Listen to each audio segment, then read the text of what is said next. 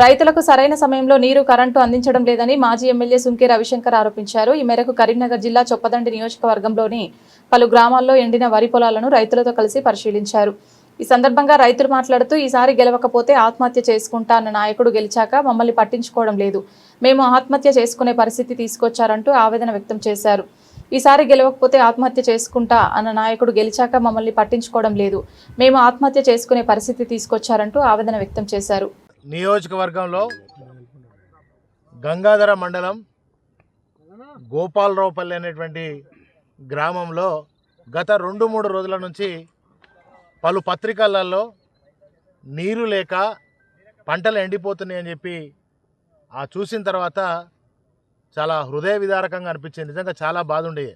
గతంలో కేసీఆర్ గారు ముఖ్యమంత్రిగా ఉన్నప్పుడు అన్నదాతలను ఆదుకొని సకాలంలో సాగుకు నీళ్ళు ఇచ్చి, అదేవిధంగా యూరియా ఇచ్చి, వాళ్లకు రైతు బంధు ఇచ్చి 24 గంటల కరెంట్ ఇచ్చి ఆదుకున్నటువంటి ఆనాటి తొలి ముఖ్యమంత్రి కేసీఆర్ గారు. అయితే ఈ 2.5 ఏళ్లలో మరి కాంగ్రెస్ వచ్చింది, కరువు వచ్చింది. ఇంకా ఇటు కరెంటు ఉండలేదు, అదేవిధంగా మరి పంటలు ఎండిపోతున్నాయి. ప్రతి సంవత్సరం 2.5 సంవత్సరాలుగా పంటలు ఎండిపోతూనే ఉన్నాయి.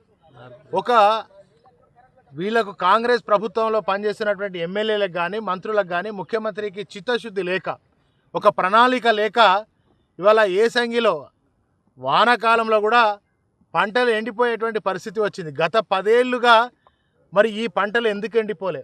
ఇక్కడ ఉన్నటువంటి స్థానిక శాసనసభ్యుడు ఫ్లెక్సీలు కట్టి నేను ఇప్పుడు వచ్చేటప్పుడు చూసిన అపర భగీరథుడని. మరి అపర భగీరథుని అయితే ఈ పంటలు ఎందుకు ఎండిపోయినాయి నాయన? ఈ పంటలు ఎందుకు ఎండుతున్నాయి?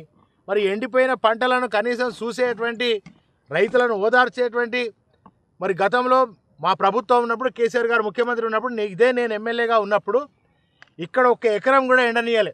ఇదే రైతులు చెప్తా అంటే నేను వింటున్నా. 1 ఎకరాన్ని కూడా. కేసీఆర్ ప్రభుత్వం వచ్చినాక 12 సంవత్సరాల ఇప్పటిసరికి నీళ్ళ ప్రాబ్లం రాలేదు.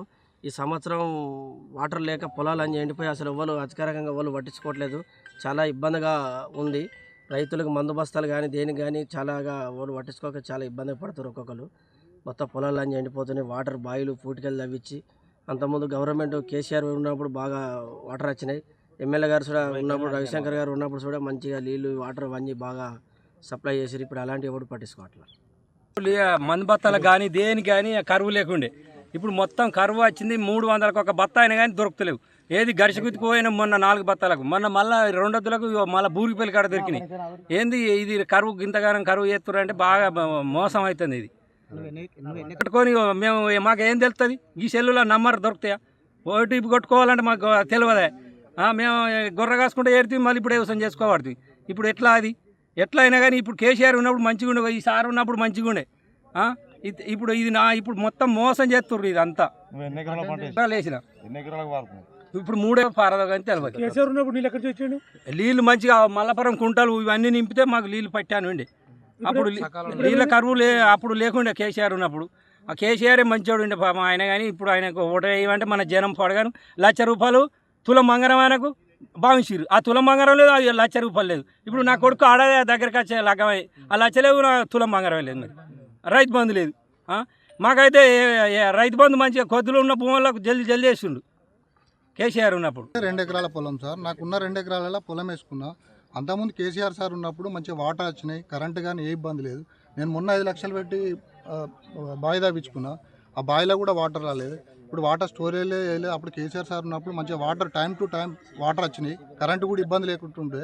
ఇప్పుడు మొత్తం ఎండిపోయింది నా 2 ఎకరాల పొలం. ఇప్పుడు నేనేం చేయాలి సార్? కేసీఆర్ సార్ ఉన్నప్పుడు మంచిగా వాటర్ వచ్చినాయి. రవిశంకర్ సార్ ఉన్నప్పుడు మంచిగా అన్నీ చూసిండు, మాకు వాటర్ కూడా మంచిగా ఇచ్చిండు. ఇప్పుడు ఏ వాటర్ లేవేం లేదు, పొలం అంతా ఎండిపోయింది. ఇప్పుడు 2 ఎకరాలు నేను పెట్టుబడి ఇప్పుడు 1,60,000-1,70,000 పెట్టిన నేను పెట్టుబడి మొత్తం పొలం చూడండి సార్, మొత్తం పొలం అంతా ఎండిపోయింది. రైతు బంధు కూడా ఇదివరకు ఇవ్వలేదు. రైతు బంధు ఆ సార్ ఉన్నప్పుడు మంచిగా time to time ఎత్తుండే. Rythu Bandhu కూడా ఇస్తలేరు. ఏం ప్రభుత్వం సార్ ఇది? యూరియా కూడా చాలా ఇబ్బంది అవుతుంది. యూరియా కూడా ఇప్పటికైనా కొంచెం వాటర్ ఇప్పించి నా ద్వారా ఇప్పుడు నాదంటే ఎండిపోయింది.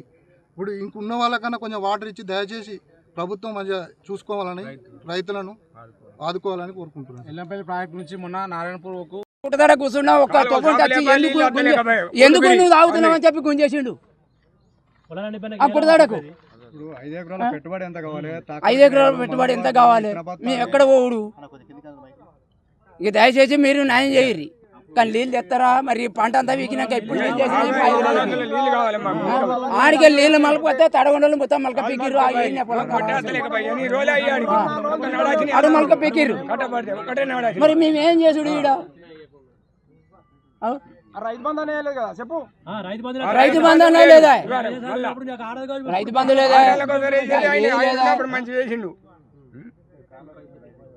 ఈ వాళ్ళ గోస చూసి ఎమ్మెల్యే గోస చూసి వేసిర్రు ఇదంతా.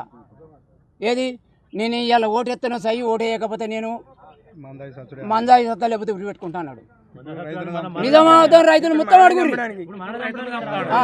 అడుగురి నేను అంటే నేను కట్టవచ్చు, కానీ మొత్తం అడుగురు నిజమవుతాం. ఇది ఈ తాప గెలవకపోతే మాత్రం నేను ఉరి పెట్టుకొని సత్తానే ఇచ్చాడు, మాట్లాడి మా బడికాన్నే. మరి ఇప్పుడు మీరు రైతుల మామూలు చంపుడా? మేము చంపుడు మామూలు చంపుడా? మేము పైసలు ఇవ్వాలి, మేము రాలేదు, మేమేమని రాలేదు. మీరు పైసలు ఇచ్చుకుంటా, మీరు ఏమైనా చేసుకుంటా, లక్కి వాట ఆడుకుంటా మామూలు ముచ్చినట్టు. ఇది నిజమా అర్థమా? మీకు మీ అందరికీ తెలుసు.